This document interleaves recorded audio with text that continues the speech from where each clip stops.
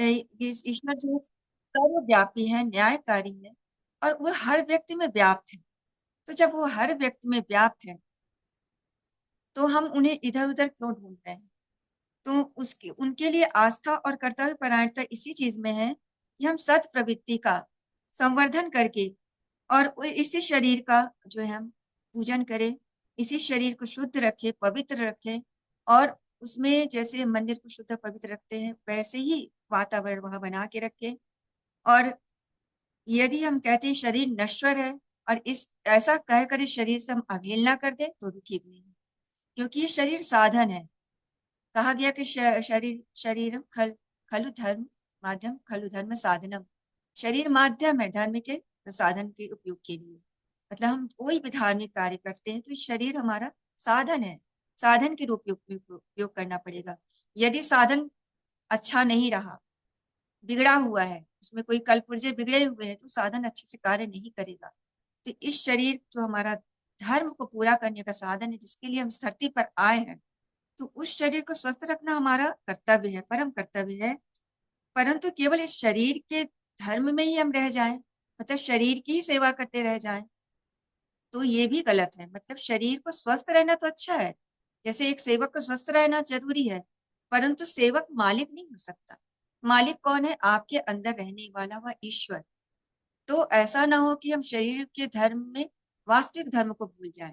तो सेवक को सेवक ही रहने दें, उसके उसकी वफादारी का उसको जरूर उसका जो है परिणाम दें, उसे स्वस्थ रखें, परंतु उसको सेवक ही रहने दें। मालिक हमारा हमारे प्रभु हैं, जो हमारे शरीर के अंदर विराजमान है। तो ये संतुलन का मार्ग हमको अपनाना पड़ेगा, यह विवेक का मार्ग हमको अपनाना पड़ेगा। तभी इस शरीर धर्म की जो आवश्यकता और हम उसकी जो है महत्वपूर्ण विशेषता को समझ पाएंगे।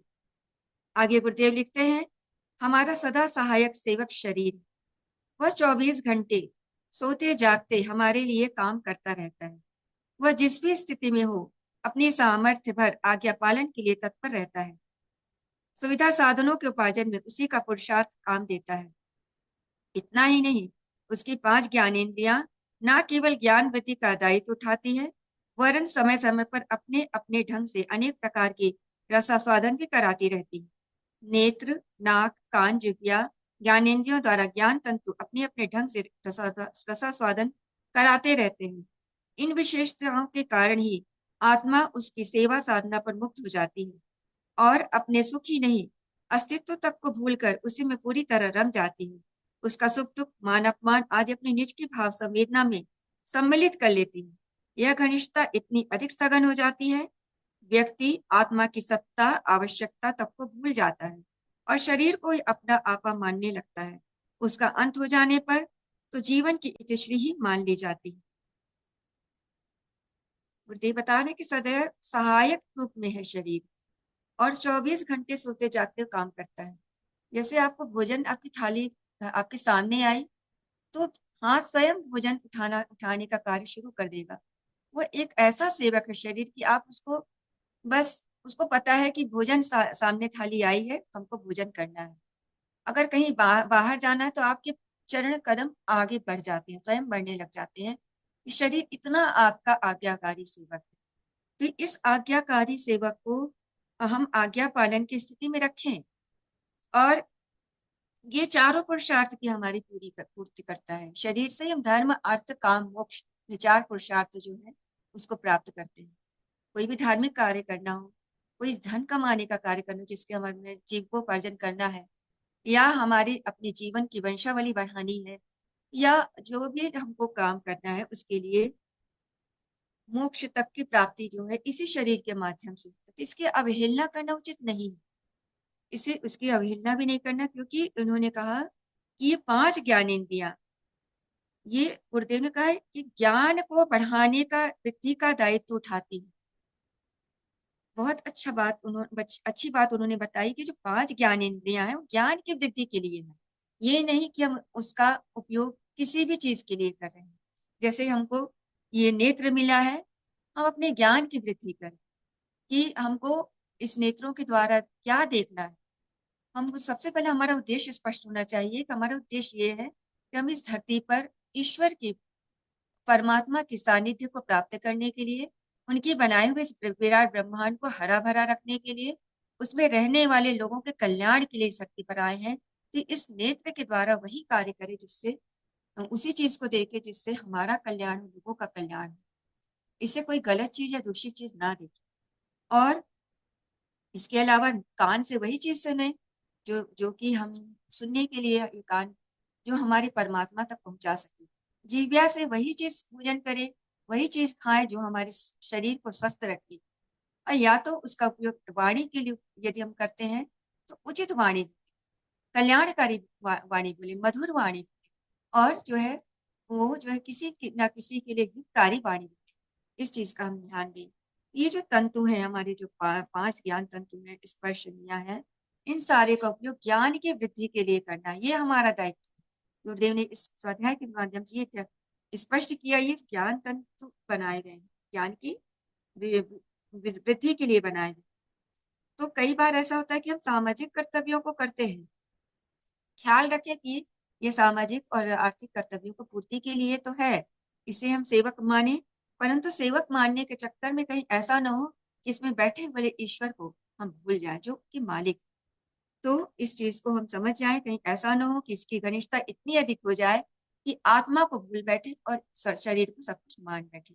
इस चीज से हम अपने विवेक से कार्य लेते रहें और इस अतिशयोक्ति से बचते रहें। गुरुदेव लिखते हैं, ऐसे वफादार सेवक को समर्थ, निरोग एवं दीर्घजीवी बनाए रखना प्रत्येक विचारशील का कर्तव्य है। चाहते तो सभी ऐसा ही है, पर जो रहन सहन, आहार विहार अपनाते हैं, वह विधा ऐसी उल्टी पड़ जाती है कि उसके कारण अपने प्रिय पात्र को अपार हानि उठानी पड़ती है। इतना अत्याचार सहना पड़ता है कि उसका कचूमर तक निकल जाता है और रोता कलपता दुर्बलता और रुग्णता से ग्रसित होकर व्यक्ति असमय में ही दम तोड़ देता है। तो गुरुदेव बता रहे हम अपने शरीर को अगर उसके आहार विहार के नियमों का पालन करते रहेंगे तो शरीर निरोगी ही रहेगा। अगर हम प्राणायाम करते हैं तो हम प्राणों को आयाम देते हैं, क्योंकि हमको कहा गया है कि श्वासें गिनकर मिली है, और जब श्वासें गिनकर मिली है तो हम इन इन श्वासों को धीरे धीरे कर सकते। मतलब हम प्राणायाम करें, जब प्राणायाम करते हैं तो हम अपनी श्वासों की गति को आराम से, श्वास को लेते हैं छोड़ते हैं, लेते हैं छोड़ते हैं। और यही आप देखिए, अगर क्रोध करते हैं तो आपकी श्वास की गति कितनी तीव्र हो जाती है। आप किसी से ईर्ष्या करते हैं, किसी से द्वेष करते हैं तो आपकी श्वास की गति बढ़ जाती है। तो मतलब हमको जो यदि हमको 1000 श्वास का हमको गिनती के रूप में मिला है तो वो श्वास हमारी बहुत तीव्रता से घट जाएगी। परंतु यदि हम प्राणायाम और आसन करके श्वासों की गति को देख करके उसमें आयाम लेते हैं तो श्वास की गति हमारी धीरे गति से बढ़ेगी और हम निरोगी होंगे और दीर्घायु होंगे। तो हम प्राणायाम करें, योग करेंगे। यदि आदमी योग नहीं करता तो उसको रोग के लिए तैयार हो जाना चाहिए, ऐसा कहा गया है। तो इसलिए अगर हमको जीवन जीना है, हमको निरोगी जीवन जीना है और हमको संसार में कुछ कार्य करना है, तो हम अपने जीवन को, शरीर को स्वस्थ बनाए, निरोगी बनाए, दीर्घजीवी बनाए। नहीं तो कई बार ऐसा होता है कि हम उचित आहार विहार के नहीं जानने के अभाव में या जानते हुए भी अपने जो है जिह्वा पे नियम का पालन ना करने के कारण बहुत सारी कष्टों को भोगते हैं और अपने शरीर को रोगी कर डालते हैं। और पूरा जीवन इस रोग से मुक्त होने के लिए, एक रोग से मुक्त होते होते दूसरा रोग पकड़ लेता है, दूसरा से मुक्त होते तीसरा रोग पकड़ लेता है और इसके हम चक्रव्यूह में फंस जाते हैं। तो हमको ऐसा नहीं करना है। तो उन्होंने कहा कि अगर आप दुर्बलता और रुग्णता से ग्रसित हो जाएंगे तो असमय ही आप दम तोड़ देंगे और जिस शरीर को जिस कारण से शरीर धरती पर लेकर आए हैं वो लक्ष्य आपका पूरा नहीं हो सकेगा। क्योंकि व्यक्तिगत जीवन, व्यवस्थित जीवन ही आध्यात्मिक साधना की प्राथमिक आवश्यकता है और संयमित व मर्यादित जीवन ही आध्यात्मिक साधना की प्रथम जो है सीढ़ी है। तो ये हम इस बात को हम अपने गांठ में बांध के रखें कि हमको अपना जीवन को व्यवस्थित करना होगा। आगे गुरुदेव लिखते हैं, यह सब उस अज्ञान के कारण होता है जो वो संभालने से पूर्व ही अभिभावकों के अनाड़ीपन के कारण वह अपने ऊपर लाद लेता है। स्वस्थ समर्थ रहना कुछ भी कठिन नहीं है। प्रकृति के संकेतों का अनुसरण करने भर से यह प्रयोजन सिद्ध हो सकता है। प्रकृति के सभी जीवधारी यही करते और दुर्घटना जैसी आकस्मिक परिस्थितियों को छोड़कर साधारणतया निरोग रहते और समय अनुसार अपनी मौत मरते हैं। प्रकृति के संकेतों को जब सृष्टि के सभी जीवधारी मोटी बुद्धि होने पर भी समझ लेते हैं, तो कोई कारण नहीं कि मनुष्य या सब बुद्धिजीवी उन्हें ना अपना सके। प्रकृति के स्वास्थ्य रक्षा के नियम व्यवहार में अति सरल हैं। उनके लिए गुरुगम्य ज्ञान प्राप्त करने की अतिरिक्त आवश्यकता नहीं। वे सहज ही समझे और निभाए जा सकते हैं। उचित और अनुचित का निर्णय करने वाले यंत्र इसी शरीर में लगे हैं, जो तत्काल ये बता देते हैं कि क्या करना चाहिए, क्या नहीं।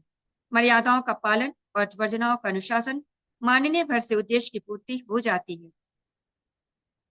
तो गुरुदेव बता रहे हैं कि प्रकृति जो है, सारा कुछ हमको बना के उन्होंने दिया है। कुछ हमको सारे अंग हमारे शरीर में निहित है। आप जो है देखते होंगे, जो पशु पक्षी होते हैं, चिड़िया होती है, कोई भी जानवर है, वो समय अनुसार ही भोजन करते हैं, समय अनुसार ही सोते हैं, और उनको ना कोई कभी शुगर की बीमारी होती है, ना आर्थराइटिस होती है, ना कोई अन्य बीमारी होती है। तो आपने कभी नहीं सुना होगा किसी बंदर को कैंसर हो। परंतु मनुष्य जो इतना बुद्धिजीवी है, फिर भी वो सारी बीमारी से ग्रस्त है, क्योंकि प्रकृति से दूर चला जा रहा है।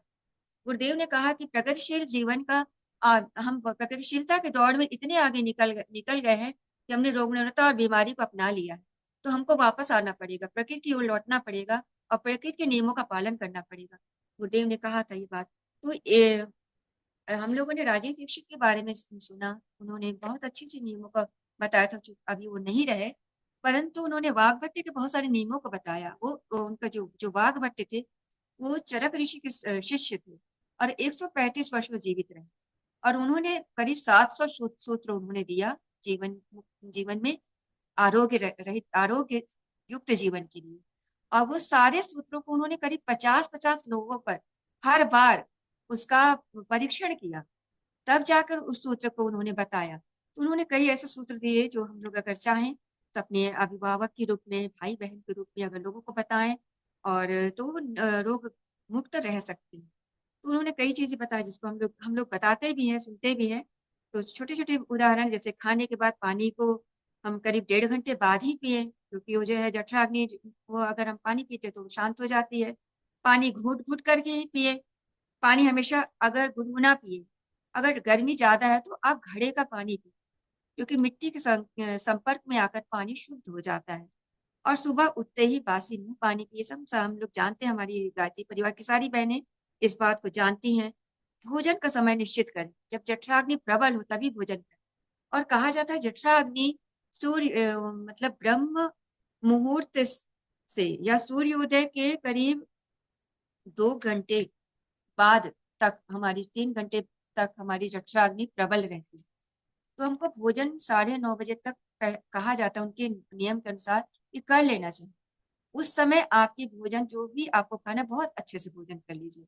और दोपहर में यदि भूख लगती है तो उस भोजन को, मान लीजिए आप सुबह 6 रोटी खाते हैं, तो दोपहर में 3 रोटी खाइए, और शाम को 2 रोटी ही करके आप भोजन कर सकते हैं। और उसके बीच में पानी बिल्कुल नहीं पीना है आपको। इन नियमों का अगर आप अच्छे ढंग से पालन करते हैं तो आप बीमार नहीं पड़ेंगे।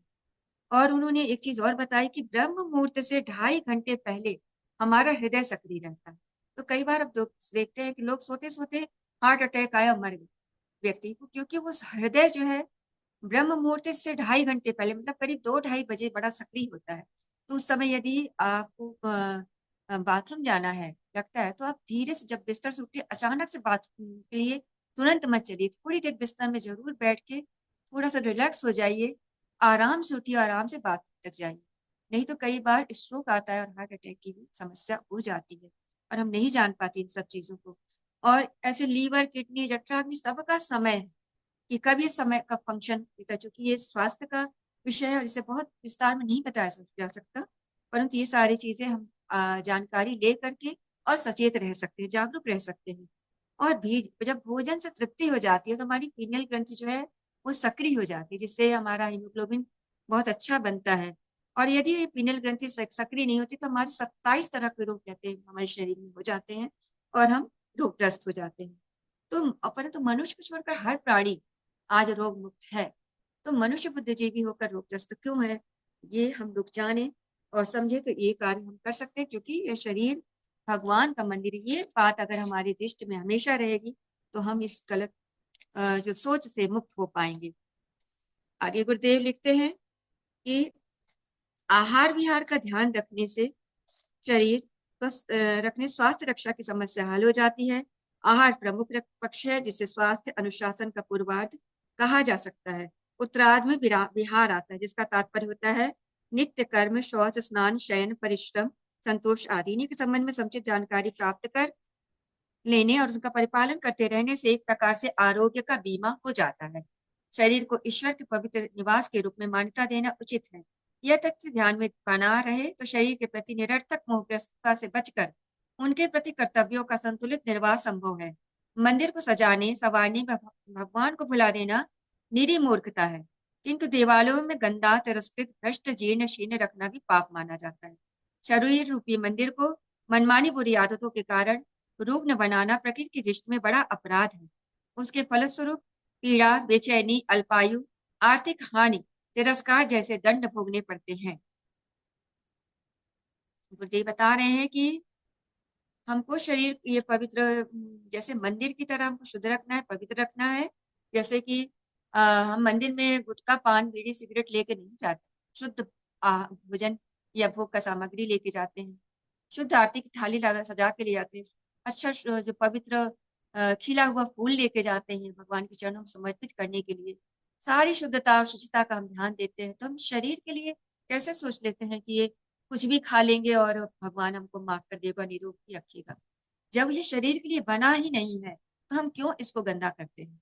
तो गुरुदेव ने कहा यदि आपको दीर्घायु जीवन जीना है और भगवान के दंड को नहीं भोगना है, तिरस्कृत जीवन नहीं व्यतीत करना है, तो आपको शरीर को भगवान का मंदिर बना समझ करके उसकी सेवा करनी पड़ेगी और उसको मान्यता देना पड़ेगा। और उन्होंने कहा कि यदि हम ऐसा नहीं करेंगे तो हम तिरस्कृत जीवन व्यतीत करेंगे, क्योंकि यदि हम रुग्ण है, बीमार है, तो हम ना शरीर जीवन दायी जो छोटी छोटी वस्तुओं साधनों को नहीं जुटा पाएंगे और किसी न किसी के सामने हाथ फैलाते हुए अपने जीवन को व्यतीत कर देंगे। तो हम इस चीज के लिए सचेत रहें कि हम कहीं तिरस्कार भरा जीवन न व्यतीत करें। यदि आप हमेशा शैया पर पड़े रहते हैं रोगी होकर के, तो कुछ दिन बाद आपके घर के लोग भी आपको भार स्वरूप समझने लगते। तो ऐसा भार हम स्वरूप ना बने अपने परिवार के लिए, अपने लोगों के लिए। तो इन सभी बातों को हम ध्यान दें। गुरुदेव लिखते हैं रुग्णता या बीमारी कहीं बाहर से नहीं आती। विकार तो बाहर से भी प्रविष्ट हो सकते हैं तथा शरीर के अंदर भी पैदा होते हैं, किंतु शरीर संस्थान में उन्हें बाहर निकाल फेंकने की अद्भुत क्षमता विद्यमान है। मनुष्य अपने इंद्रिय असंयम द्वारा जीवनी शक्ति को बुरी तरह नष्ट कर देता है। आहार विहार के असंयम से शरीर के पाचन तंत्र, रक्त संचार, मस्तिष्क, स्नायु संस्थान आदि पर भारी आघात पड़ता है। बार बार के आघात से वे दुर्बल एवं रोगग्रस्त होने लगते हैं। निर्बल संस्थान अंदर के विकारों को स्वाभाविक ढंग से बाहर निकाल नहीं पाते, फलस्वरूप शरीर में एकत्रित होने लगते हैं तथा अस्वाभाविक ढंग से बाहर निकलने लगते हैं। यही स्थिति बीमारी कहलाती है। जैसे एक गाड़ी है, आप अब 1 टन वजन वो हो सकती है, परंतु उसमें जबरदस्ती 3-4 टन वजन चढ़ा दे तो गाड़ी का पहिया भी धीरे धीरे डैमेज हो जाएगा, गाड़ी का जो है बॉडी भी धीरे धीरे डैमेज हो जाएगी और वो ज्यादा दिन तक ऐसा भार नहीं उठा सकता। वैसे ही हमारा शरीर एक संतुलित आहार के लिए बना हुआ है और यदि हम संतुलित आहार नहीं लेते हो तो शरीर की पाचन क्रिया समाप्त हो जाती है, स्नायु तंत्र बिगड़ने लगता है, मस्तिष्क तक वो ब्लड का सर्कुलेशन नहीं जा पाता, हमारी सोचने शक्ति, समझने की शक्ति भी कमजोर हो जाती है। तो ये सारा चीज बिगड़ने लगता है एक अगर हम भोजन अगर अच्छे ढंग से नहीं करते। इसीलिए जो है अनुष्ठान का क्रम बना है, साधना का क्रम बना है कि आप 40 दिन जो सावन महीने में किया जाता है अनुष्ठान, क्योंकि ये जो है हमारी जठराग्नि थोड़ी कमजोर हो जाती है सावन में, क्योंकि सूर्य की रोशनी हमको इतनी अच्छे से नहीं मिलती। तो इसलिए कहा जाता है कि इस समय यदि आप अनुष्ठान करते हैं, व्रत करते हैं, तो हम अल्प भोजन करते हैं और हमारा शरीर निरोग रहता है। तो ये सारी चीजें वैज्ञानिक रूप से भी सही है और आध्यात्मिक दृष्टि से भी सही है।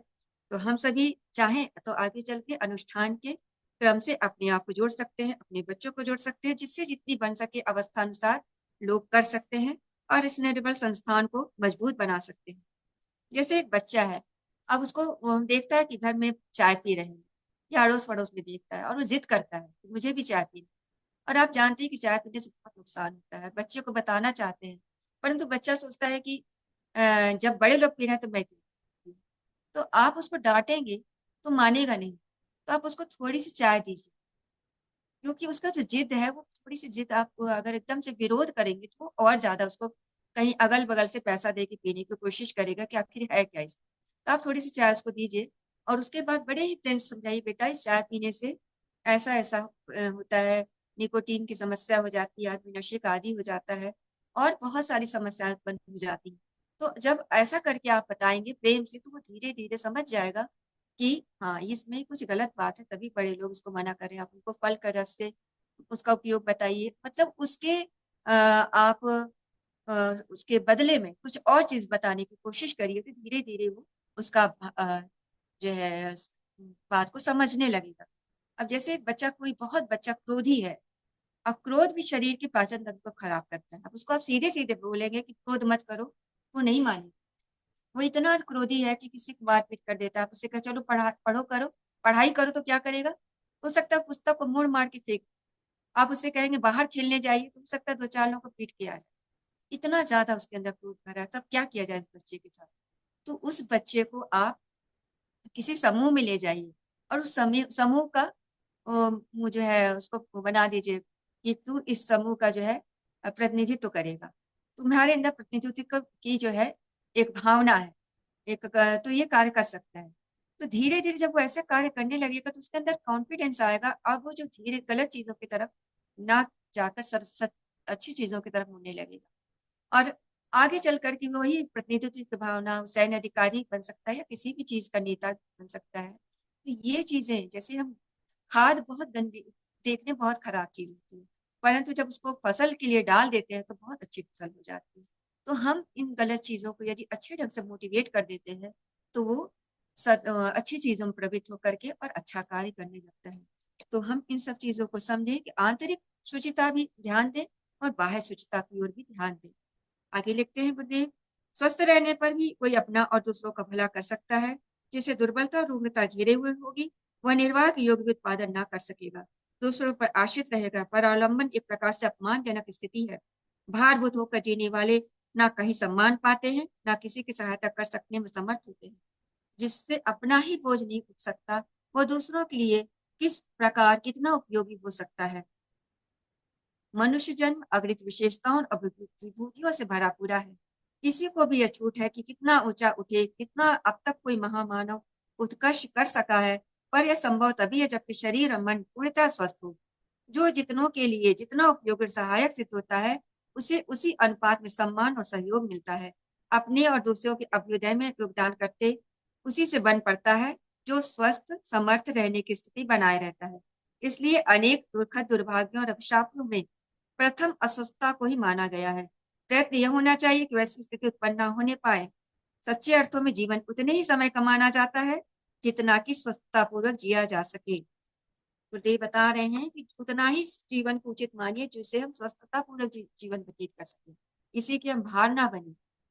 तो गुरुदेव हम हमेशा शिकायत करते हैं कि हमारे पास ये चीज नहीं है, वो चीज नहीं है, कुछ कम है हमारे पास और लोगों से। हम अगर ये आप सोचिए कि अगर वर्षा ना हो, अगर पानी जो है वर्षा ना हो तो हरियाली आ पाएगी, या सूर्य ना निकले तो क्या हम जी पाएंगे बहुत दिनों तक? नहीं जी सकते। तो ये सारा चीज अनुदान वरदान हमको मुफ्त में मिला है। कभी आप ये देखिए कि जो शरीर हमको मिला है, ये नाक कान हाथ पैर सब स्वस्थ मिला है। कितनों के पास तो ये भी नहीं है, किसी के पास पैर नहीं है, किसी के पास आंख नहीं है, किसी के पास कोई सुन नहीं सकता, कोई किसी वाणी से मुख है। तो ये सोचिए शरीर कितना बड़ा वरदान के रूप में हमको मिला है। हमको इसके लिए ईश्वर को धन्यवाद देना चाहिए। ये बड़े 84 लाख योनियों के बाद संसार में आने का मौका मिला है, तो इस शरीर को हम सदुपयोग कर डालें, तिरस्कृत जीवन ना व्यतीत करें। तो इसके लिए हमको अपने जो है शिकायत करना छोड़ करके इसके बहुमूल्य कीमत को समझें कि एक एक अंग हमारा कीमती है। हमारे नेत्र हम भगवान को देखें समझें और उसके दार्शनिक भाव को समझें। कानों से भगवत भजन सुने, सत्संग करें। जो भी चीज जो हमको ज्ञान इंद्रिया मिली है, ज्ञान का कर्म को बढ़ाएं। कर्म इंद्रिया मिली, अच्छे कर्मों को करें। पंच तत्व मिला है, पांचों तत्वों को शुद्ध रखें। हम जन्म दिवस संस्कार मनाते हैं तो क्या करते हैं? पांचों तत्वों की शुद्धता की बात करते हैं। पृथ्वी तत्व, जल तत्व, पहले हम पृथ्वी का पूजन करते हैं, जल तत्व का पूजन करते हैं, अग्नि तत्व के पूजन के लिए दीपक जलाते हैं, वायु तत्व की पूजन के लिए हम ईश्वर को जो है हवा कहते हैं कि प्रसन्न रहे। मंदिर में आप देखते होंगे कि हवा किया जाता है। और फिर उसके बाद आकाश तत्व के लिए हम प्रार्थना करते हैं उस ईश्वर से कि आप सर्वव्यापी हैं, कहीं भी ऐसा जगह नहीं है जहां आप व्याप्त नहीं। तो सारे तत्वों की हम पूजा करते हैं। और तत्व हमारा तभी सही रहेगा जब हम इसके प्रति सतर्क रहेंगे, जागरूक रहेंगे।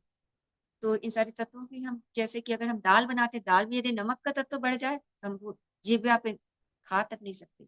हलवा में यदि शक्कर हो जाए तो हम नहीं खा सकते। तो कोई भी तत्व अगर ज्यादा हो जाता तो हम खा नहीं सकते। तो वैसे शरीर में भी कोई तत्व बिगड़ेगा तो हम बीमारी आएगी और रोगग्रस्त हो जाएंगे। तो तत्वों का भी ध्यान हम देखें, ध्यान करें और समझे कि इस तत्व जो है हमारे शरीर को शुद्ध और पवित्र रखता है। तो जैसे कि जल तत्व है, ये इससे क्या बनता है? मूत्र, रक्त, कफ और शुक्र बनता है। और इसके लिए हम क्या करें? सुबह रगड़ रगड़ के नहाए जिससे शरीर में ऑक्सीजन की कमी ना होने पाए। घूंट घूंट कर पानी पिए क्योंकि शरीर 70% जल है। अग्नि तत्व का ध्यान दें। श्रम, जिसे श्रम है, भूख है, प्यास है, थकान है, ये अग्नि तत्व के कारण जो है होता है। तो इसके लिए हम दरवाजे खिड़कियां खुली रखें, सूर्य का प्रकाश आने दें, सूर्य के प्रकाश में टहलें। वायु तत्व से हमारा हमारा चलना, गति, फैलना, सिकुड़ना, प्राणायाम, ये जो सारे कार्य हैं वो किसके द्वारा होता है? ये हमारा वायु तत्व के कारण होता है। इसलिए हम घर में पेड़ पौधे लगाएं, शुद्ध ऑक्सीजन लें। और फेफड़ा मजबूत करने के लिए हम संगीत साधना करें, शंख बजाएं। आप देखे होंगे जो संगीत के साधक होते हैं उनको कभी श्वास की बीमारी नहीं होती क्योंकि उनका फेफड़ा बहुत मजबूत होता है। आकाश तत्व से हमारा काम, क्रोध, लोभ, विचार, ये सारी बातें आकाश तत्व के कारण आती है। और पृथ्वी तत्व से हमारा अस्थि, मांस, मज्जा, ये सारा कुछ हमारा पृथ्वी तत्व से बनता है। तो जैसे बच्चे मिट्टी में खेलते तो आप मना कर देते, नहीं, मिट्टी हमारे शरीर के बहुत सारे रोगों को दूर करता है। आप देखते होंगे कि जानवर जब बहुत ज्यादा बीमार होता है मिट्टी में लोटपोट करना शुरू कर देता है। तो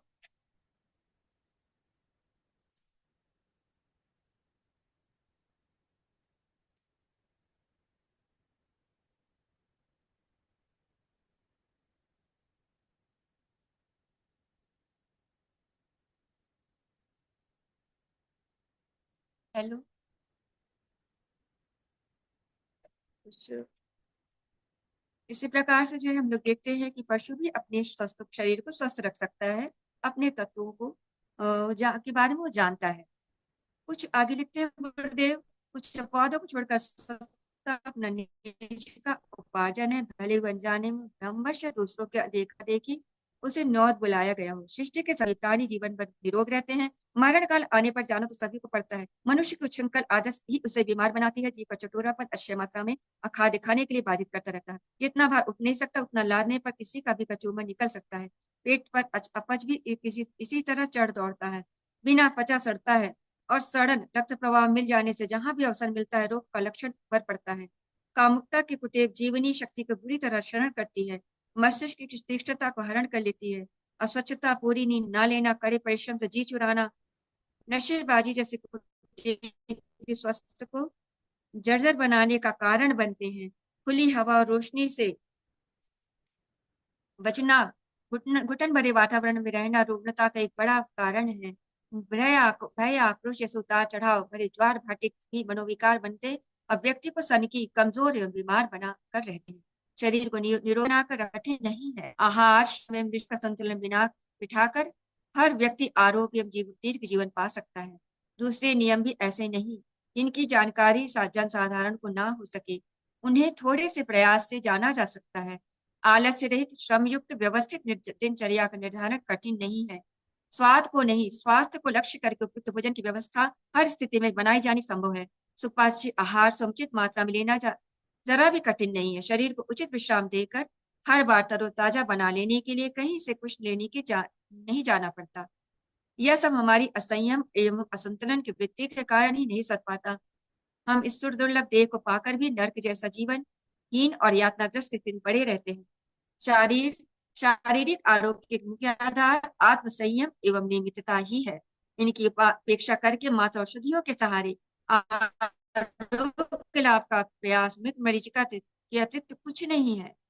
आवश्यकता पड़ने पर औषधियों का सहारा लाठी की तरह लिया तो जा सकता है, किंतु चलना तो पैरों से ही पड़ता है। शारीरिक आरोग्य एवं सशक्तता जिस जीवनी शक्ति के ऊपर आधारित है उसे बनाए रखना इन्हीं माध्यमों से संभव है। शरीर को प्रभु मंदिर की तरह ही महत्व दें। बचकाने छिछोरे बनाव श्रृंगार से उसे दूर रखें। उसे स्वच्छ स्वस्थ एवं सक्षम बनाना अपना पुण्य कर्तव्य माने। उपवास द्वारा स्वाद एवं अति आहार की दुष्प्रवृत्तियों पर नियंत्रण पाने का प्रयास करें। मौन एवं ब्रह्मचर्य साधना द्वारा जीवनी शक्ति क्षीण न होने दें। उसे अंतर्मुखी बनाने का प्रयास करें। क्षमशीलता को दिनचर्या में स्थान मिले। जीवन के महत्वपूर्ण क्रमों को नियमितता के शिकंजे में ऐसा कस दिया जाए कहीं विशृंखलता ना आने पाए। थोड़ी सी तत्परता बरत कर यह सब साधा जाना संभव है। ऐसा करके शरीर से वे लाभ पाए जा सकते हैं जिनकी संभावना शास्त्रकारों से लेकर वैज्ञानिकों तक ने स्वीकार की। तो गुरुदेव ने कहा कि बहुत कठिन नहीं है, अगर शरीर को निरोगी रखना है और औषधि से बचना है तो गुरुदेव ने 4 बातें बताई थी। सही खाद्य पदार्थों का चयन करें और सही खाने का तरीका अपनाएं, समुचित परिश्रम करें और सही दिनचर्या अपनाएं। तो 4 चीजों से हम स्वस्थ रह सकते हैं। और स्वस्थ रहने का मतलब उन्होंने कहा कि सादा जीवन अपनाएं, उच्च विचार अपनाएं, कोई भी उच्च तड़क भड़क जीवन ना अपनाएं। जैसे कि हम लोग देखते हैं कि हमारे आदरणीय चिन्मय भैया रोम गए, दुबई गए और उन्होंने 21वीं सदी के संविधान के बारे में 18 संकल्पों को वहां बताया। पर उनकी वेशभूषा देखिए, इतनी सादगी भरी, कुर्ता और धोती, मतलब पूरे भारतीय वेशभूषा में वो गए। तो क्या उनका सम्मान कम हो गया? उनकी सभी की नजरों में उनका सम्मान बढ़ा। उन्हें आदमी का सम्मान उसके जीवन चरित्र से होता है, उनके सादा जीवन से और उच्च विचार से होता है, तड़क भड़क वाले जीवन से नहीं। तो हम इन सभी बातों को समझें और अपने जीवन में उतारें। अब आगे के एक सूक्तों को हम गुरुदेव का लेना चाहेंगे। ये सूक्त तीसरा है। मन को विचारों और दुर्भावनाओं से बचाए रखने के लिए स्वाध्याय एवं सत्संग की व्यवस्था रखे रहेंगे। तो गुरुदेव बताते हैं कि मन जो है बड़ा चंचल है और मन का जो है, एक हमारा जो शरीर 3 भागों में ये जीवन मिला है। एक हमारा शरीर शरीर तल पर जीवित रहता है, दूसरा मन के तल पर होता है, तीसरा आत्मा के तल पर।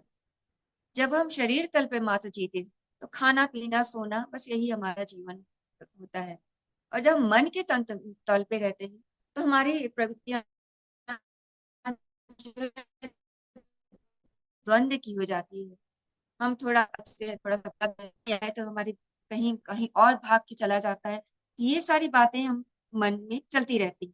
तो एक युवक ने अपने सोचा कि मुझे जीवन में खुश रहना है तो मैं क्या क्या करूँ, उसने लिस्ट बनाई और उसने लिखा कि मुझे जो है बहुत धन कमाना है, बहुत बड़ा घर बनाना है और बहुत सुखी जीवन व्यतीत करना है, शादी विवाह करना, अपना जीवन परिवार बढ़ाना है। अब वो सोचने लगा कि अब इन सब चीजों में इस पर प्राथमिकता किसको दूं। उसको समझ में नहीं आ रहा था कि मुझे मुझे क्या करना चाहिए। तो उसे पास में एक संत रहते थे, तो उन्होंने सोचा मैं उस संत से पूछूं कि मुझे सबसे पहले क्या करना चाहिए। और उसने अपनी लिस्ट पकड़ाई संत की। तो संत ने देखा लिस्ट और पूरा क्रॉस कर दिया। बोले बेटा, तेरे को शांत मन को शांत करने के लिए इन सब चीजों की आवश्यकता नहीं है कि आप धन के पीछे प्राप्त करने के पीछे तुम्हारा मकसद तो यही है कि कोई पद मिल जाए, कोई यश मिल जाए, कोई प्रतिष्ठा मिल जाए। तो जो इनके पीछे भाग रहा है वो व्यक्ति इसलिए भाग रहा है कि उसको कहीं खुशी मिल जाए। परंतु आप कितना भी पीछे भागेंगे, खुशी तब मिलेगी जब आपका मन शांत हो। और मन इन सब चीजों से शांत नहीं रहता। तो मन तो उसी का शांत हुआ है जो कि पहाड़ पर जा करके या अपने विचारों से शून्य हो गया है। जिसके जो निर्विचार हो गया उसी का मन शांत हुआ है। तो सुकरात ने कहा, बहुत वो दार्शनिक थे, उन्होंने 3 बातें कही कि mind moving fast is crazy, mind moving is slow is sun, and mind stopped is God। उन्होंने कहा कि यदि मन अस्थिर है तो पागल है, मन यदि थोड़ा सा शांत है, धीमा है, तो वो संत है, और मन यदि ठहर गया तो वह ईश्वर है। तो मन जब ठहर जाता है तब वह मन ईश्वर हो जाता है। उसमें कुविचारों का, दुर्भावनाओं का, दुर्गुणों का जब आना जाना रास्ता समाप्त हो जाता है, मन ठहर जाता है, तो वह मन ईश्वर को प्राप्त कर लेता है। तो मन का ठहरना क्या है, आइए गुरुदेव की इस स्वाध्याय के द्वारा हम जाने। उन्होंने लिखा कि शरीर की तरह मन के संबंधों में लोग प्रायः भूल करते हैं। शरीर को सजाने संवारने को महत्व देकर लोग उसे स्वस्थ, निरोगी और सशक्त बनाने की बात भूल जाते हैं। मन के बारे में भी ऐसा ही होता है। लोग मन को महत्व देकर मनमानी करने में लग जाते हैं। मनोबल बढ़ाने और मन को स्वच्छ संस्कृत बनाने की बात पर ध्यान नहीं दिया जाता। इस मूल भूल के कारण जीवन में कदम कदम पर विडंबनाओं में फंसना पड़ता है। तंदुरुस्ती के साथ मन की दुरुस्ती का भी ध्यान रखना अनिवार्य है। स्वस्थ शरीर में मन विकृत हो तो उदंडता, अहंकार, प्रदर्शन, पर पीड़ा जैसे निकृष्ट कार्य होने लगते हैं। गुंडे बदमाशों से लेकर राक्षसों तक के अपराध, जगत में जो कुछ हो रहा है उसे अस्वस्थ मन का उपद्रव कहा जा सकता है। मन यदि अच्छी दिशा मुड़ गया, आत्म सुधार, आत्मनिर्माण और आत्म विकास में रुचि लेने लगे तो जीवन में एक चमत्कार ही प्रस्तुत हो जाता है। तो मन का, गुरुदेव ने बताया कि स्वभाव ऐसा है कि जिधर मोड़ दीजिए मन उसी की तरफ चल चल देता है। मन एक बच्चे की तरह होता है, बहुत चंचल। आप बच्चे को डांट के फटकार के बैठा दीजिए कि चलो, नहीं तुमको इधर उधर नहीं दौड़ना है, चलो बैठ के पढ़ाई। तो बच्चा थोड़ी देर बैठेगा, फिर उसका मन चंचल, फिर तुरंत आप डांटे, फिर वो बैठेगा। तो वैसे ही ये मन भी हमारा बच्चे की तरह चंचल रहता है, उदंड होता है। परंतु यदि आप उस पे ध्यान देकर उसको बिल्कुल संकल्प के साथ उसको साथ बैठने को डांट कर बैठाएंगे कि नहीं तुम्हारी नहीं चलेगी, अब तुमको मेरे अनुसार चलना पड़ेगा, तो वो मन जो है धीरे धीरे अपनी चंचलता छोड़ करके आपके कार्य के, आपके आदेश को मानने लगता है और आप जो स्थिर हो जाते हैं। तो गुरुदेव ने बताया कि कई बार ऐसा होता है कि मन जब अशांत होता है तो आपको लगता है कि आप टीवी देख लें, आप कोई जो है बाहर घूमने चले जाएं, तो बाहर मन भागता है। वास्तव में मन, आप कितना भी आप बाहर जाएंगे, आप मन शांत नहीं होगा जब तक आप मन आराम से बैठ करके कोई ध्यान नहीं करेंगे, कोई अच्छी पुस्तक नहीं पढ़ेंगे, अच्छे लोगों का विचार नहीं सुनेंगे, तब तक मन शांत नहीं होता। तो गुरुदेव ने वही आगे क्या लिखते हैं, गुरुदेव आइए हम लोग पढ़ते हैं कि हम अपना आत्म सुधार कैसे करें, आत्म संयम कैसे करें। लिखते हैं गुरुदेव, शरीर के प्रति कर्तव्य पालन करने की तरह मन के प्रति भी हमें अपने उत्तरदायित्व पूर्ण करना चाहिए। कुविचारों और दुर्भावनाओं से मन गंदा और मलिन और पतित होता है, अपनी सभी विशेषताओं श्रेष्ठताओं को खो देता है। इस स्थिति से सतर्क रहने और बचने की आवश्यकता को अनुभव करना हमारा कर्तव्य है। मन को सही दिशा देते रहने के लिए स्वाध्याय की वैसी आवश्यकता है जैसे शरीर को भोजन देने की। आत्मनिर्माण करने वाली, जीवन की समस्याओं को सही ढंग से सुलझाने वाली उत्कृष्ट विचारधारा की पुस्तकें पूरे ध्यान, मनन और चिंतन के साथ पढ़ते रहना ही स्वाध्याय है। यदि सुलझे विचारों के साथ जीवन विद्या के ज्ञाता कोई संभ्रांत सज्जन उपलब्ध हो सकते हो तो उनका सत्संग भी उपयोगी सिद्ध हो सकता है। तो गुरुदेव बता रहे हैं कि यदि मन में कोई विचार आया है तब उसको कैसे दूर करें। तो इसके लिए गुरुदेव ने कहा है कि इसके लिए स्वाध्याय और सत्संग का की व्यवस्था करें। स्वाध्याय क्या है, हमारे जो है बुरे विचारों को सदविचारों में बदलने लगता है। वो हमारे विचारों को धीरे धीरे श्रेष्ठ करना शुरू कर देता है। जैसे कांच की गिलास में यदि स्याही भरी है, अब उस स्याही को हमको शुद्ध करना है, उसमें लगातार हम शुद्ध पानी फोर्स से डालते जाएंगे, डालते जाएंगे, तो धीरे धीरे आप देखेंगे वो नीला स्याही का गिलास शुद्ध पानी बदल रहा है। वैसे ही अगर हमारे मन में बुरे विचार आ रहे हैं तो हम अच्छी पुस्तक का जब हम अध्ययन करना शुरू करते हैं तो हम संतों के उस व्यक्तित्व से जुड़ते जाते हैं और उनके विचार हमारे अंदर आना शुरू हो जाते हैं। जो गंदे विचार आ गए हैं उनको धीरे धीरे निकलना ही पड़ेगा, और क्योंकि अब उनके उन विचारों के लिए कोई जगह नहीं है, अब आपके अंदर अच्छे विचार प्रवेश करना शुरू कर दिए। तो जब ये अध्ययन आप करीब 1 घंटे कम से कम करेंगे और उसका चिंतन मनन करेंगे और उसके अपने जीवन में क्रियान्वित करेंगे, तब ये कार्य हो पाएगा। तो गुरुदेव ने कहा कि वैसी आवश्यकता है जैसे हम शरीर को भोजन देते, तो हमको विचारों को शुद्ध करना पड़ेगा। जैसे गीता के 18 अध्याय में 7वां श्लोक है, और जब उसमें पूरे समय चिंतन मनन ही तो चल रहा है, कृष्ण और अर्जुन स्वाध्याय चल रहा है, प्रश्नोत्तरी चल रही है, और स्वाध्याय चिंतन मनन चल रहा है और क्रियान्वयन भी चल रहा है। तो जैसे जैसे भगवान आदेश देते हैं अर्जुन उन उन चीजों का क्रियान्वयन भी कर रहा है, तब उसका जीवन भगवान के धारा की तरफ बढ़ रहा है और अंत में मोक्ष की तरफ जाता है। और बिल्कुल वही 18 अध्यायों को गुरुदेव ने इन 18 संकल्पों में पिरो दिया है। हम 18 अध्याय ना भी पढ़े, गुरुदेव की इन 18 संकल्पों को यदि जीवन में उतार लेते हैं तो ये समझिए कि उन गीता के 18 श्लोकों, 18 अध्यायों को मैं हम लोगों ने अपने जीवन में उतार लिया। तो ये किसी घर के व्यक्तित्व को यदि हमको जानना है, व्यक्तियों को जानना है, यदि उस घर के में रहने वाले उस लोगों के साहित्य को यदि हम जाने देखेंगे तो क्या पढ़ते हैं, तो हम ये समझ लीजिए कि उस घर के व्यक्तित्व को हमने जान, उनकी पुस्तकों के माध्यम से हम जान सकते हैं कि उस घर का व्यक्तित्व कैसा है। गुरुदेव ने कहा कि यदि समग्र व्यक्तित्व का परिष्कार चाहते हो तो आपको हमारी लिखी हुई पुस्तकों का चिंतन मनन करना पड़ेगा, और यह उस दान पुण्य से 3 गुना ज्यादा लाभकारी है। गुरुदेव के पुस्तक का चिंतन मनन दान पुण्य से 3 गुना ज्यादा लाभकारी है। गुरुदेव ने स्वयं इस चीज को लिखा है। तो उन्होंने कहा कि मेरी पुस्तक को पढ़ो, समझो, और वह पुण्य स्वाध्याय करने में ही मिल सकता है।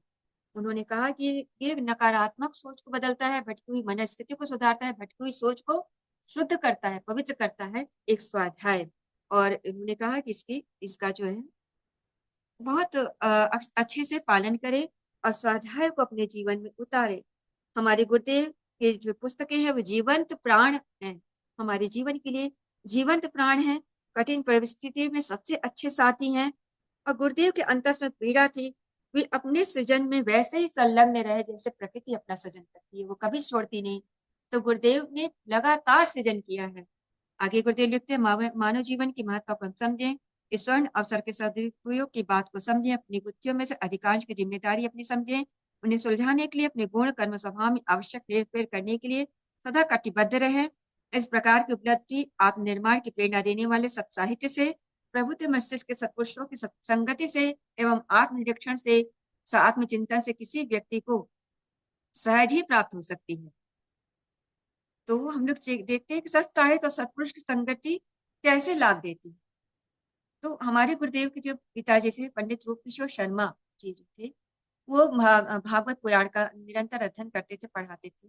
मतलब चर्चा, भागवत चर्चा होती, तो जब भागवत चर्चा होती है तो अनेक प्रकार की मलिनता हमारे जीवन से निकलने लगती है, हमारी सोच अच्छी होने लगती है।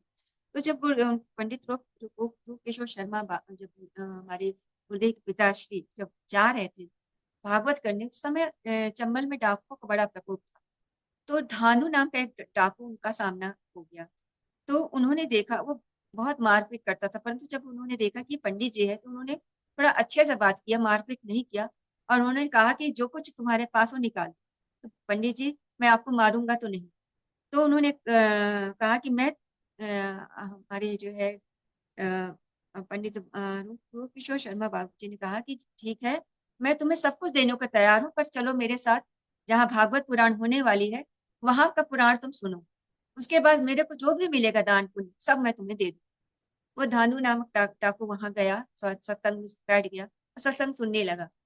और बीच बीच में वो कभी इससे खुरापात उससे खुरापात करता रहा, पर जब अंतिम समय जब पूरा सत्संग हो चुका और जब पंडित जी उठे वहां से और उन्होंने जितना कुछ मिला था दान पुण्य पोटली बांधी और डाकू को दिया कि लो। तो डाकू ने कहा कि पंडित जी ये पोटली कहाँ पहुंचानी। तो उन्होंने कहा कि पोटली पहुंचानी नहीं है, मैंने अपने शर्त के मुताबिक तुम्हें वो पोटली तुमको ही दे दिया, कि मैंने कहा था कि पोटली तुम्हारी रहे। तो पैरों पे गिर गया, बोले मुझे पोटली की आवश्यकता अब नहीं रही, मेरी आंखें खुल चुकी हैं कि इन सब में कुछ नहीं रखा है। और वो गुरुदेव वहां पर जा करके उनसे दीक्षा उन्होंने लिया और वो डाकू से सज्जन व्यक्ति बन गए। ये है महत्व एक स्वाध्याय का, एक सत्संग का। जब हम ऐसे लोगों का सत्संग करते हैं तो कैसे डाकू का, दुर्दांत डाकू का भी हृदय परिवर्तन हो गया और वह एक अच्छा व्यक्ति बना। गुरुदेव आगे लिखते हैं, मन का स्वभाव बालक जैसा होता है, उमंग से भरकर वो कुछ ना कुछ करना है, बोलना चाहता है। यदि दिशा दी जाए तो उसकी क्रियाशीलता के अनुसार कार्य मिलता रहे तो वह स्वयं भी संतोष पाता है, दूसरों को भी सुख देता है। अच्छे मन के लिए उसकी कल्पना शक्ति के अनुसार सद्विचारों एवं सद्भावनाओं का क्षेत्र खोल दिया जाए तो संतुष्ट भी रहता है और हितकारी भी सिद्ध होता है। स्नेह, कृतज्ञता, सौहार्द, सहयोग आदि के विचारों को बार बार दोहराया जाए तो मन में कुविचारों और दुर्भावनाओं को जगह ना मिले। परिस्थिति एवं वातावरण के प्रभाव से बहुत बार मन पर उनका असर होने लगता है। उस स्थिति में कुविचारों के विपरीत सशक्त सुविचारों से उन्हें काटना चाहिए, जैसे स्वार्थपरता, धोखेबाजी, कमजोरी के विचार आए तो क्षमशीलता, प्रामाणिकता से लोगों के अद्भुत अद्भुत प्रगति के तथ्यपूर्ण चिंतन से उन्हें हटाया जा सकता है।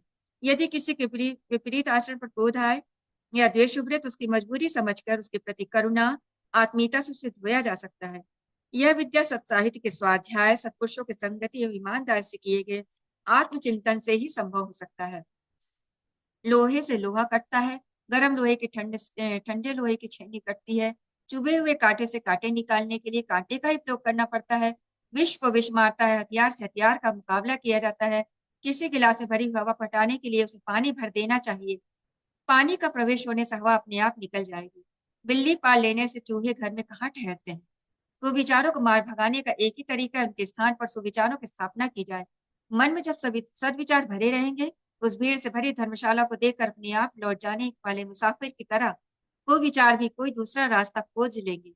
स्वाध्याय और सत्संग में जितना अधिक समय लगाया जाता है, उतने ही कुविचारों से सुरक्षा बन पड़ती है। रोटी और पानी जिस प्रकार शरीर की सुरक्षा और परिपुष्टि के लिए आवश्यक है, उसी प्रकार आत्मिक स्थिरता प्रगति के लिए सद्विचारों सद्भावों की प्रचुर मात्रा हमें उपलब्ध होनी ही चाहिए। इस आवश्यकता की पूर्ति स्वाध्याय और सत्संग से मन और चिंतन से पूरी होती है। युग निर्माण के लिए, आत्मनिर्माण के लिए प्रधान साधन है। मन की शुद्धि के लिए ही इसे रामबाण माना जाता है। तो उन्होंने कहा कि जो जितनी विकृतियां हैं उनको दूर करने के लिए हमें ये कार्य करना चाहिए। जैसे कि एक बार की बात है कि किसी गुरु का सत्संग चल रहा था, तो लोगों ने कहा कि मन की जो है सबसे शीतल चीज इस दुनिया में क्या है। तो सभी लोगों ने अपने अपने तरीके से उसका उदाहरण दिया। जैसे किसान बोला कि वो जब गर्मी से बहुत मैं बेहाल हो जाता हूँ, तो वट वृक्ष के नीचे बैठ करके जब मैं भोजन करता हूँ, जल पीता हूँ, तो मुझे बहुत शीतलता मिलती है। अब जो एक पंडित जी ने कहा, जब मैं गंगा जी में नहाता हूँ तो मुझे बहुत शीतलता मिलती है। एक राजा ने कहा, जब मैं सारे कार्यभार से परेशान हो जाता हूँ, अपने घर की 7वीं मंजिल पे जाकर के जब शीतल चांदनी में बैठता हूँ, तो मुझे बहुत शीतलता मिलती है। तो महारानी ने रानी ने कहा कि अरे नहीं, मुझे तो शीतलता तब मिलती है जब मैं मोतियों की माला पहन, मुझे बड़ी शीतलता लगती है। इसी तरह से चर्चा चल रही थी। तो एक संत पुरुष ने कहा कि वास्तव में ये सारी शीतलता एक कुछ समय के लिए होती है और ये बाहरी रूप से शीतलता देती है। परंतु जब तक आपके मन में यदि कोई प्रकार के कष्ट है, किसी प्रकार का मन में जो है भार है किसी चीज गलत कार्य करने का, तो आप चाहे एसी में सोए, चाहे अच्छे बड़ी नरम गद्दे में सोए, आपको नींद नहीं आएगी। आप उलट पुलट करते आपकी रात बीत जाएगी। आपको मन चैन नहीं लेने देगा। यदि मन में कोई ऐसी चिंता है, तो मन शांत नहीं हो सकता। मन तभी शांत होगा जबकि आपके आत्मा में शांति होगी। तो ये मन कैसे शांत होगा? तो संत ने कहा, जब अच्छी पुस्तकों का स्वाध्याय किया जाए और अच्छी पुस्तकों का स्वाध्याय किया जाएगा, सत्संग किया जाएगा सत्पुरुषों का, तब उनके अच्छे विचार आपके मन को शांति लाएगी और कुविचारों को दूर कर देगी। तब आपका मन शांत होगा और यह निरंतर करने से होगा। तब आपका मन परिमार्जित होगा और अच्छे कार्यों के संपर्क में आना शुरू हो जाएगा। आगे लिखते हैं गुरुदेव, ऊर्ध्वगामी विचारधारा स्वाध्याय और सत्संग के माध्यम से प्राप्त की जा सकती है। आत्मिक विकास एवं आत्मशिक्षण के लिए स्वाध्याय एवं सत्संग दो ही मार्ग हैं। आज की परिस्थितियां स्वाध्याय सबसे सरल मार्ग है। उसी के द्वारा दूरस्थ स्वर्गवासी या दुर्लभ महापुरुषों का सत्संग किसी भी स्थान, किसी भी समय, कितनी देर तक सुविधा अनुसार प्राप्त किया जा सकता है। उच्च कोटि के विचारों की पूंजी अधिकाधिक मात्रा में जमा किए बिना हम ना तो अंतःकरण को शुद्ध कर सकते हैं और न उच्च मार्ग पर अग्रसर होने के लिए प्रेरणा प्राप्त कर सकते हैं। अतः स्वाध्याय को साधना का एक अंग समझकर अपने नित्य कर्मों में स्थान देना आवश्यक है। मन मस्तिष्क से अवांछनीयता को बहारने का कार्य नित्य स्वाध्याय एवं सत्संग से होते रहना चाहिए। उन्होंने कहा, शिक्षित व्यक्ति तो स्वाध्याय कर ही सकते हैं। अशिक्षित तथा जिनका मन स्वाध्याय में नहीं लगता, उन लोगों के लिए सत्संग ही एक उपाय है। विचारना पलटने से ही जीवन दिशा ही पलट जाती है। स्वाध्याय सत्संग विचारों को स्थगित करते हैं, परंतु आज सत्संग की समस्या विकट हो गई है।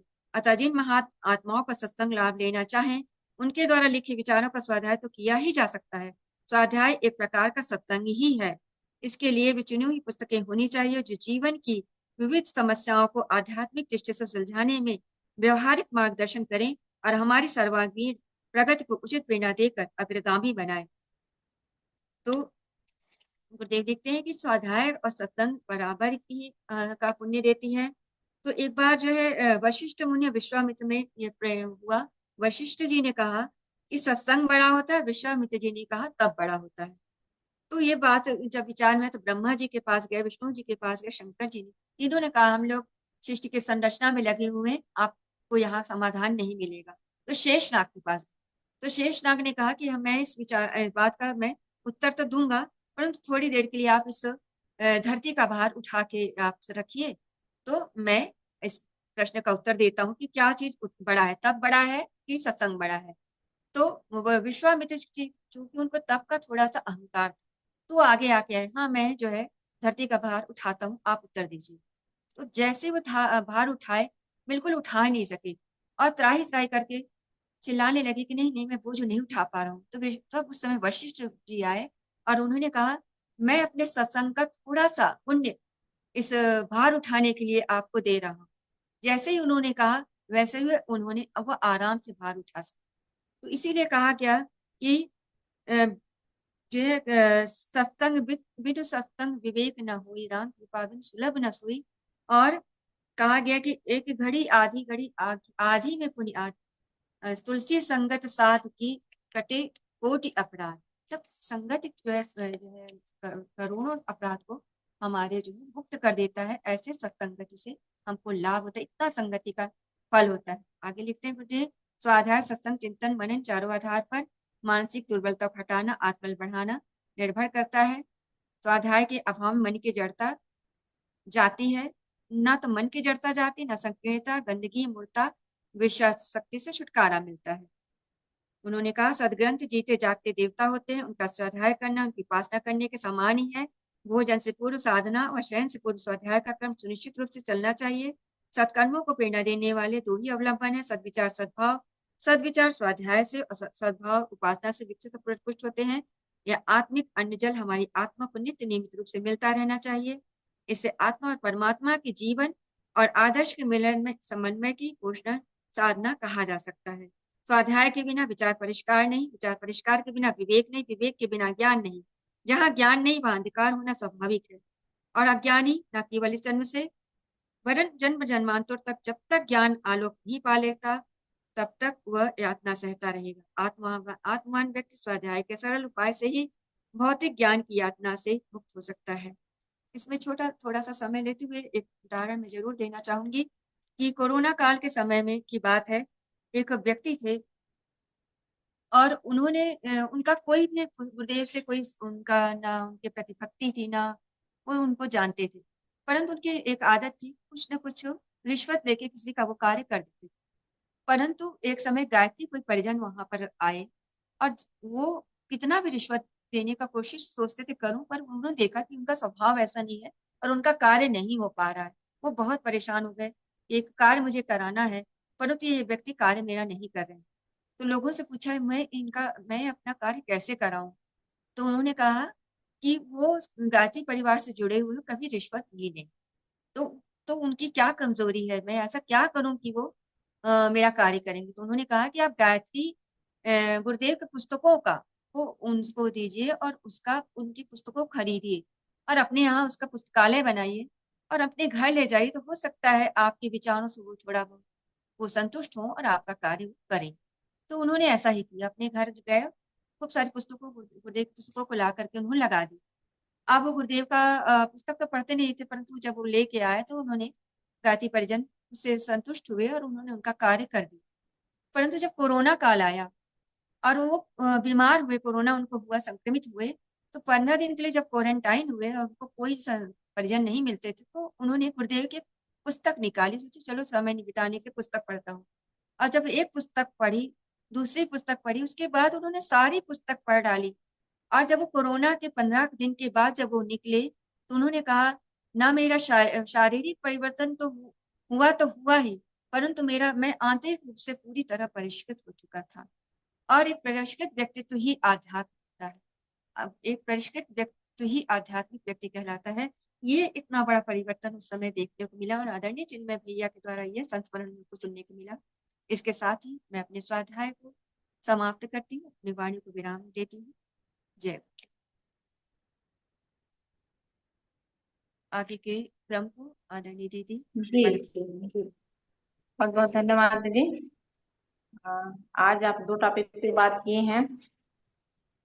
पहला था सत्संकल्प, सारा सत्संकल्प का, दूसरा वाला संकल्प शरीर को भगवान का मंदिर समझकर आत्म संयम और नियमितता द्वारा आरोग्य की रक्षा करेंगे। और दूसरा हमारी दीदी ने मन को विचारों और भावनाओं से बचाए रखने के लिए सत्संग स्वाध्याय का सहारा लेंगे। तो ये दो ठो है। आज दोनों पे दीदी ने बहुत अच्छा विचार रखा। रोज की भांति है परम पूज्य गुरुदेव ने